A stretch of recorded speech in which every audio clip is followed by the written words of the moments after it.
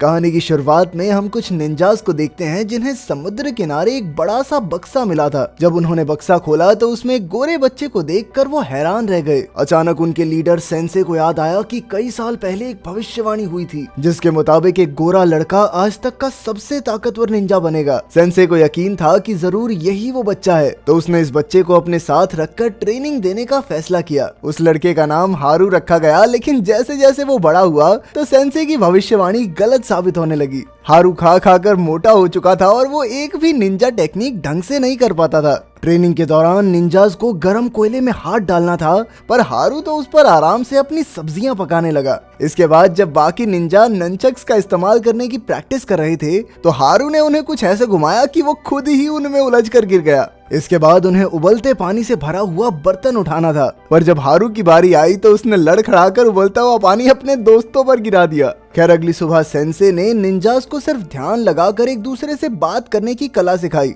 जो कि हर हालत में काम करेगी, चाहे वो एक दूसरे से कितना भी दूर हो। पर हारू इस बार भी ज्यादा कुछ समझ नहीं सका, बस टाइम पास के लिए बैठा रहा। आखिरकार ट्रेनिंग होने के बाद सेंसे ने सभी निंजास को योद्धा होने का मेडल दिया, क्योंकि उन्होंने निंजुत्सु की सारी कलाएं सीख ली थी और अब वो निंजा कहलाए जा सकते थे। इसके बाद उसने गोबे नाम के लड़के को सोने का मेडल दिया, क्योंकि वो उन सब में सबसे बढ़िया योद्धा था। पर बेचारा हारू अपनी नासमझी के कारण निंजा नहीं बन सका। फिर रात को सेंसे ने अपने सभी निंजास को एक मिशन पर ले जाने का फैसला किया। जब हारू ने भी साथ चलने की बात कही तो सेंसे ने साफ इनकार कर दिया और उसे यहीं रहकर गांव की रक्षा करने को कहा। उन सब के जाने के बाद हारू एक निंजा की तरह कपड़े पहनकर तैयार हो गया। वो अलग अलग तरह के हथियारों के साथ उल जलूल हरकतें करने लगा। पर कुछ ही पलों में सैली जोन्स नाम की एक अमेरिकन लड़की वहां मदद की तलाश में आ पहुंची। हारू तो उसे देखते ही उसकी खूबसूरती पर लट्टू हो गया और सैली के सामने दिखाने लगा कि जबरदस्त निंजा हूँ मैं।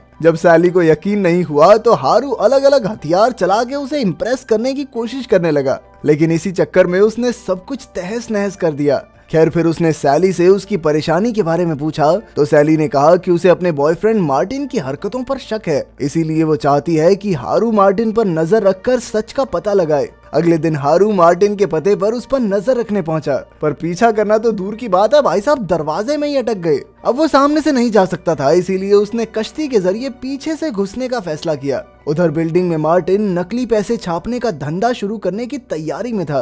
तभी एक चोर जैसी शक्ल का आदमी पैसे छुपाने की प्लेट्स लेकर आया, जिसकी मदद से मार्टिन नकली नोट छाप सकता था। लेकिन ये प्लेट्स तो सिर्फ एक ही तरफ से नोटों को छाप सकती थी, इसीलिए काम पूरा न करने के लिए मार्टिन ने उस आदमी को गोली मार दी। वो आदमी भी सीधा नीचे हारू की कश्ती में आ गिरा। हारू बहुत डर गया और जल्दी से वहां से निकलने लगा, लेकिन अचानक से पुलिस की नजर उस पर पड़ी और उन्हें लगा कि हारू ने ही इस डेड बॉडी को मारा है। पुलिस उसे पकड़ने के लिए दौड़ी, लेकिन जैसे तैसे हारू भाग निकला। शाम को जब वो सेंसे से मिला और सैली की कहानी बताई, तब सेंसे ने कहा कि हारू को जरूर किसी ने बेवकूफ बनाया है, लेकिन हारू अब भी उस लड़की की मदद करने की जिद पर अड़ा हुआ था। इसीलिए उसने अमेरिका जाकर सैली को ढूंढने का फैसला कर लिया। लेकिन सेंसे ने कहा कि वो सैली को अमेरिका में ढूंढेगा कैसे, तो हारू ने उसे एक टोकन दिखाया जो सैली ने ही उसे दिया था। फिर अगली सुबह हारू सबको अलविदा कहकर अमेरिका जा रहा था, तो सेंसे ने उसे मुश्किल समय के लिए कुछ सोने के सिक्के दिए। उसके जाते ही सेंसे ने गोबे को भी हारू के पीछे उसका ध्यान रखने के लिए भेज दिया।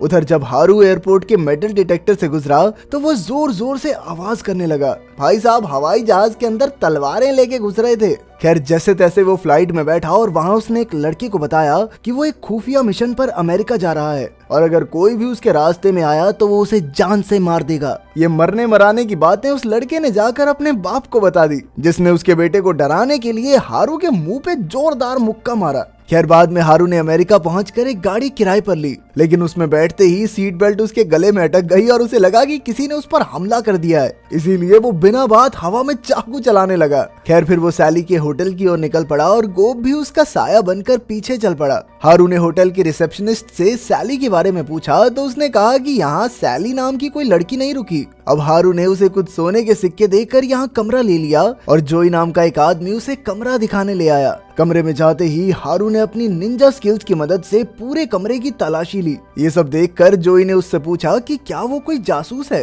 तो हारू ने कहा कि छोटी मोटी बात नहीं करनी, तेरा भाई निंजा है। ये सुनकर जोई भी उत्सुक हो गया और उसने हारू से कहा कि सर मुझे भी थोड़ी टेक्निक सिखा दो। हारू को भी मौका मिल गया और वो अपनी तलवारों से अजीबोगरीब करतब दिखाने लगा। इसके बाद हारू अमेरिका की सड़कों पर सैली की तलाश में निकल पड़ा और इधर गोब भी साया बनकर उसके पीछे चल रहा था। तभी अचानक गोब की नजर सैली पर पड़ी जो अपनी गाड़ी में जा रही थी। गोब ने बड़ी चालाकी से सैली की गाड़ी पंचर कर दी ताकि हारू उस तक आसानी से पहुंच जाए। हारू सैली को देखते ही दौड़ा और कहा कि वो उसका मिशन पूरा करने यहाँ आया है, लेकिन सैली कहने लगी कि मुझे तुम्हारी मदद की जरूरत नहीं है अब। इसके बावजूद हारू को लगा कि सैली जानबूझकर झूठ बोल रही है ताकि उनके मिशन के बारे में किसी को कानो कान खबर ना हो। अब हारू मार्टिन के पीछे लग गया और उसने मार्टिन और उसके चेले नोबू को एक बार में जाते हुए देखा। वो भी पीछे पीछे हो लिया, लेकिन फिर बार में नाच रही लड़कियों पर लट्टू हो गया और फिर अपने अजीबोगरीब डांस से उन्हें रिझाने की कोशिश करने लगा। जल्द ही बाउंसर्स ने उसे देख लिया और धक्के मारकर बार से बाहर फेंक दिया।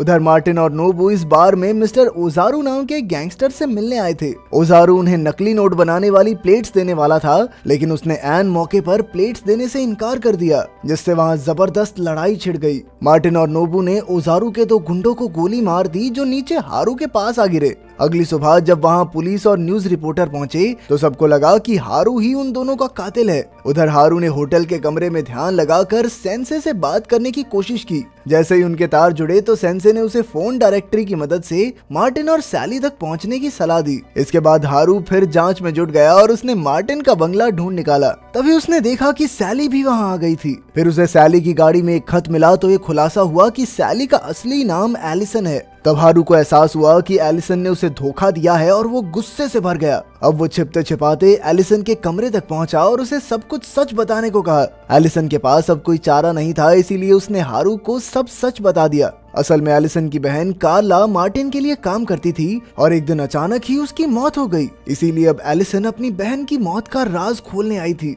तभी अचानक मार्टिन के आने की आवाज आई तो हारू तुरंत कमरे में छिप गया। फिर उसके जाने के बाद हारू और एलिसन उसका पीछा करके एक रेस्टोरेंट तक पहुंचे। हारू वेटर का भेष बनाकर मार्टिन के सामने पहुंचा और एलिसन बाहर गाड़ी में उसका इंतजार करने लगी। पर कुछ ही देर में मार्टिन के कुछ दुश्मन गैंगस्टर्स उसे मारने आ पहुंचे। एक गुंडा मार्टिन को गोली मारने ही वाला था कि हारू ने गलती से एक चाकू उसकी ओर फेंककर उस गुंडे को मार डाला। तभी वहां भयंकर लड़ाई छिड़ गई, लेकिन एलिसन ने जैसे तैसे हारू को बचा लिया। लेकिन मार्टिन ने उन्हें भागते हुए देख लिया और वो समझ गया कि एलिसन उसे धोखा दे रही है। उधर हारू एलिसन को अपने होटल के कमरे में ले आया।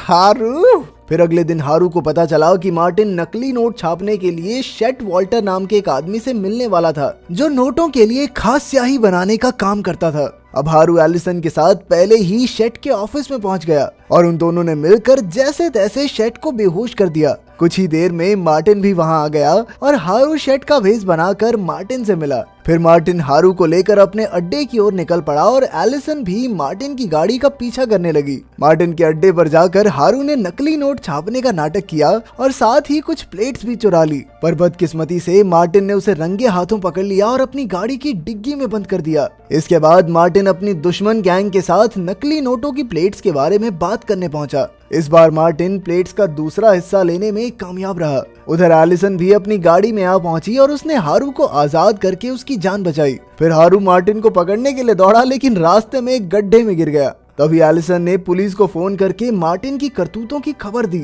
लेकिन तभी अचानक मार्टिन ने उसे देख लिया। मार्टिन उसे अगवा करके भाग निकला और जल्द ही पुलिस वालों ने वहां पहुंचकर हारू को गुनहगार समझकर गिरफ्तार कर लिया। तभी ऐन वक्त पर गोब ने वहां एक स्मोक बॉम्ब फोड़कर हारू को पुलिस के चंगुल से छुड़वा लिया। अगले दिन हारू निंजा की तरह तैयार हुआ और जोई को साथ लेकर एलिसन को छुड़ाने निकल पड़ा। पर उस पागल को रास्ता ही याद नहीं था, इसीलिए गोब को फिर से छुपकर उसकी मदद करनी पड़ी। जैसे तैसे हारू मार्टिन के अड्डे पर पहुंचा तो वहां उसका सामना कई गुंडों से हुआ। वो सब हारू पर भारी पड़ रहे थे, इसीलिए गोब ने हारू के सामने आकर उसकी मदद की। अब हारू ने अंदर जाकर देखा कि एलिसन एक कमरे में टाइम बॉम्ब के साथ बंद थी। हारू ने बिना समय गवाए एक मशीन से दीवार में 2 छेद कर दिए और फिर बॉम्ब को डिफ्यूज करने की कोशिश करने लगा। पर इसी चक्कर में उसने बॉम्ब के अंदर 5 मिनट का टाइमर लगा दिया। तभी उसे गोब के पिटने की आवाज सुनाई दी, जिसे गुंडों ने चारों ओर से घेर रखा था। इतने सारे लोगों को मिलकर उसके दोस्त पर हमला करते देख अब हारू को गुस्सा आ गया और अचानक उसने अपनी निंजा स्किल्स के इस्तेमाल से सभी गुंडों की हड्डी पसली एक कर दी।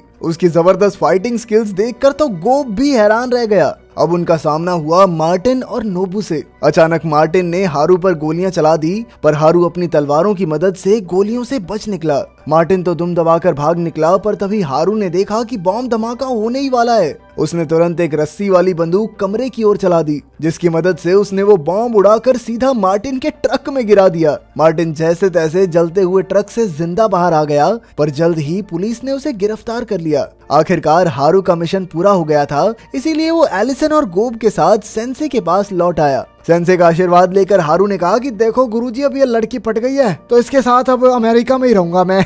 सेंसे ने भी उसे जाने की इजाजत दे दी और गोब ने तो उसे तोहफे में अपना गोल्ड मेडल दिया। अंत में वो एलिसन के साथ एक गाड़ी में चढ़ गया, पर गाड़ी से एक रस्सी लटक रही थी जो गोब की व्हील चेयर में अटक गई और वो उसे दूर तक खींचता हुआ ले गया। इससे ये साबित हो गया कि हारू कभी नहीं बदलने वाला। अगर वीडियो पसंद आई तो लाइक कर देना, चैनल को सब्सक्राइब कर देना। मिलते हैं अगली वीडियो में।